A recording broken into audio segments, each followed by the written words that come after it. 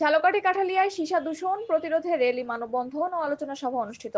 সীসা দূষণ বন্ধ হলে বাড়বে শিশু বুদ্ধি বলে এই প্রতিপাদ্যকে সামনে রেখে ঝালকাঠির কাঠালিয়ায় সীসা দূষণ প্রতিরোধে র্যালি, মানববন্ধন ও আলোচনা সভা অনুষ্ঠিত হয়েছে।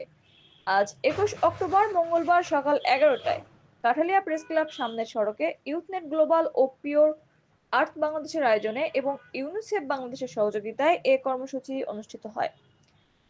অনুষ্ঠানে ইউথনেট গ্লোবালের জেলা সমন্বয়কারী সাজিদ মাহমুদ, উপজেলা সমন্বয়কারী মোহাম্মদ ইমরান হোসেন সহ সংগঠনের জেলা ও উপজেলা টিমের সদস্যরা উপস্থিত ছিলেন। মানববন্ধন শেষে একটি র্যালি শহরের প্রধান প্রধান সড়ক প্রদক্ষিণ করে প্রেস ক্লাব চত্বরে এসে শেষ হয়। অংশগ্রহণকারীরা ব্যানার, ফেস্টুন ও প্লাকার্ডের মাধ্যমে সীসা দূষণ প্রতিরোধে সচেতনতা বার্তা প্রচার করেন। এছাড়া পথচারী ও দোকানীদের মাঝে লিফলেট বিতরণ করা হয়। আলোচনা সভায় বক্তারা বলেন, সীসা শিশুদের মস্তিষ্ক ও শারীরিক বিকাশে মারাত্মক ক্ষতি করে এবং প্রাপ্তবয়স্কদের ক্ষেত্রেও নানা জটিল রোগের কারণ হয়। তারা সীসা দূষণ প্রতিরোধে সবাইকে সচেতন হওয়ার আহ্বান জানান। কারখানার মাধ্যমে সবচেয়ে ভয়াবহ বিষয় হলো শিশুরাই সবচেয়ে বেশি ক্ষতিগ্রস্ত হয়।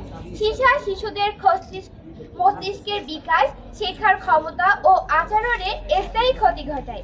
বিশ্ব স্বাস্থ্য সংস্থা বলছে সীসার কোনো নিরাপদ মাত্রা নেই। কারণে বাংলাদেশে ক্ষতিগ্রস্ত। আমরা খুবই ছোট একটা দেশ, দেখা যায় পরিবেশ দূষণের জন্য সব থেকে বেশি যে দায়ী দেশগুলো হচ্ছে চীন, আমেরিকা, রাশিয়া, ইন্ডিয়া, এদের মতো জায়ান্ট দেশগুলো। কিন্তু আমরা খুব ছোট দেশ হয়েও সীসা দূষণের মতো একটা মারাত্মক দূষণে বাংলাদেশ হচ্ছে পুরো পৃথিবীর মধ্যে চতুর্থ অবস্থানে।